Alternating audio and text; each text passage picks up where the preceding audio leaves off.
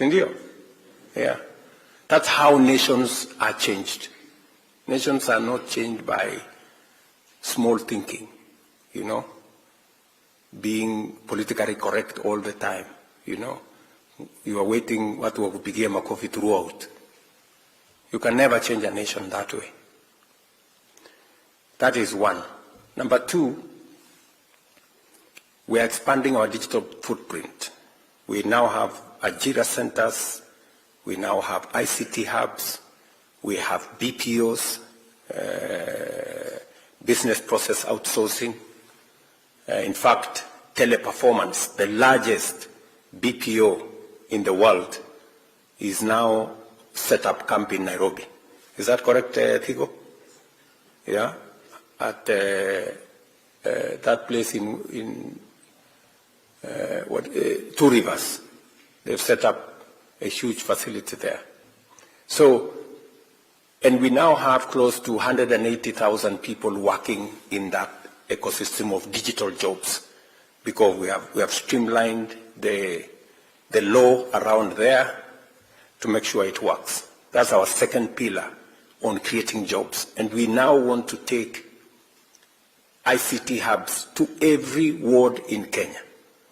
Members of Parliament, we have allocated them resources to build an ICT hub in every ward in Kenya, so that we have 200-300 young people working, getting skilled, so that they can work globally.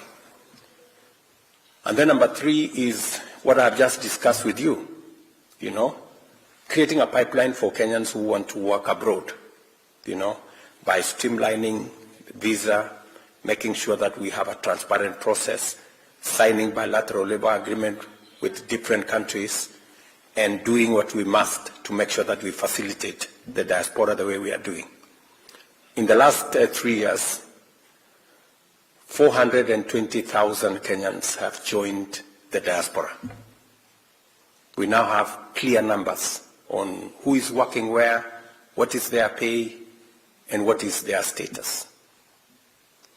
I'm very happy that close to maybe 10,000 of you, between 10 and 15,000 according to Mutua, have joined the diaspora in Qatar in the last 3 years.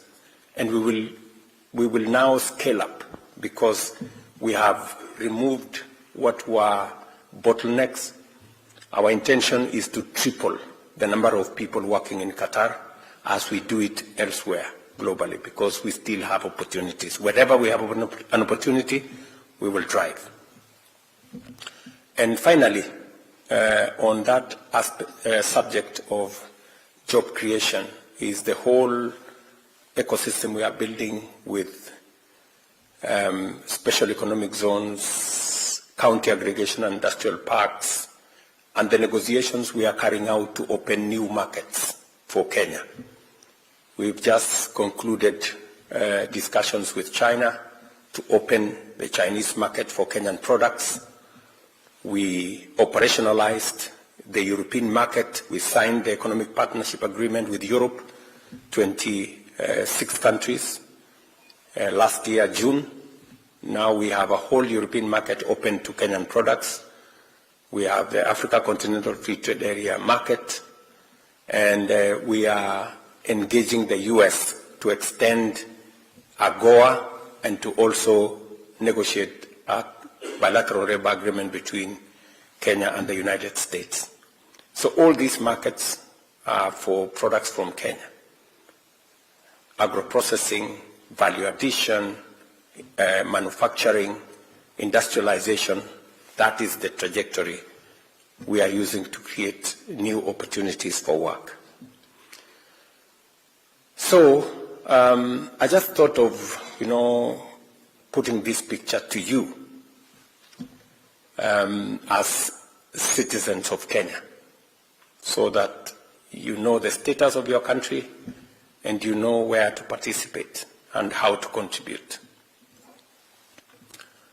Finally, before we do this clip, let me conclude by saying that what we have done in the last 3 years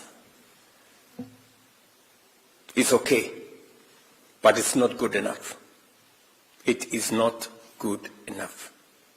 Why do I say so? Kenya is a third world country by mistake. We shouldn't be a third world country. We are not made of third world country stuff. We are supposed to be playing in a different league. Do you understand? Yes. We can move Kenya from a third world country to a first world country in our lifetime, if we do a couple of things right.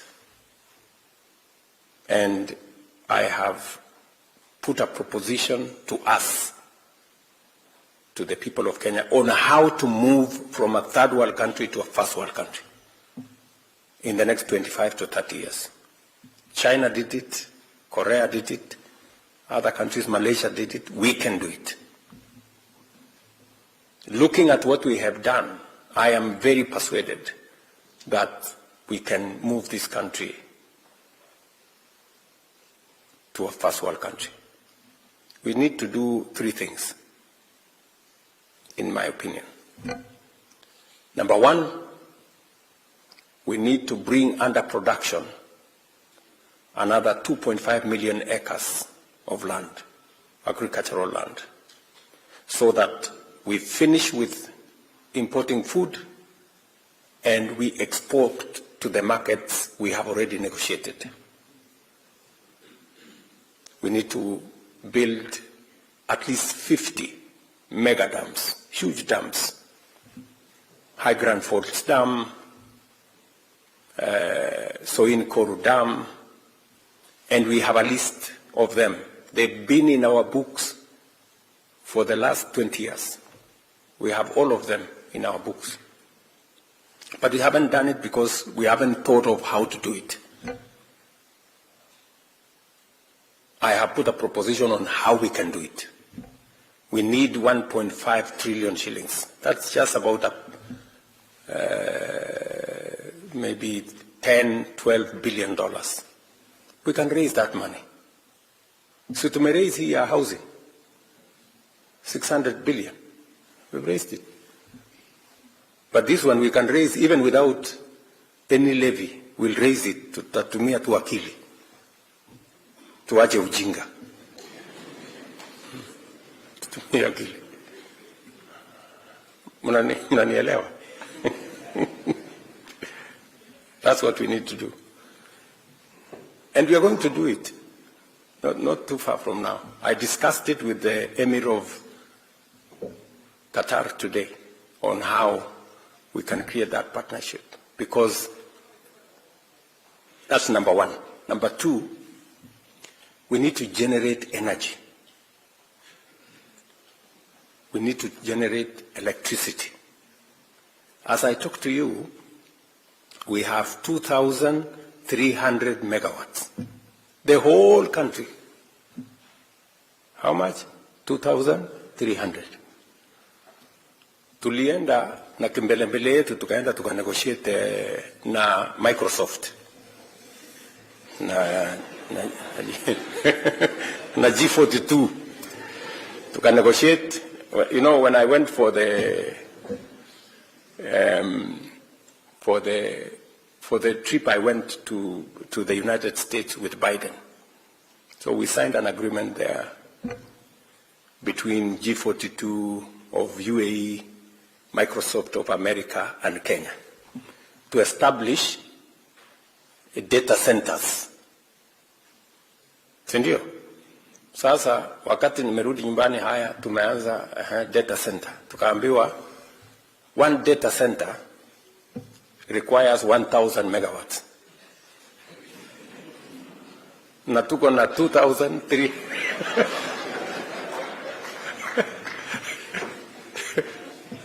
Tuko na 2,300 megawatts the whole country.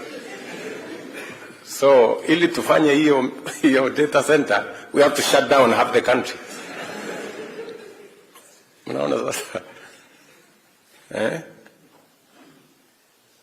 So we need to have, if we have to industrialize, if we have to engage in manufacturing, we need minimum 10,000 megawatts of energy. And we need it like yesterday. Today, in Kenya, jioni between 5 and 10 p.m., we have to do load shedding. We have to shut off some areas to be able to power other areas because our energy haitoshi. I was in Ethiopia last month. Tulienda kufungua dam hapo. That one dam is generating 5,400 megawatts. 2.5 times our whole power in Kenya. One dam. Mnaona si tuko na shida? Tuko na problem. So we have to. And we need about 1.2 trillion to do it. And we will find the money to do it. Mnanielewa? Yes. Otherwise, we will be left behind. Huyu is my technology advisor. AI, if we are left behind, tutakwama milele. So we cannot afford to be left behind this time. And AI is a huge consumer of energy. So we have to. And I have to tell you this. Simuliniambia, you are Kenya abroad. Yes, I have to tell you, because you have a stake in this. And then number 3, we have to invest in infrastructure.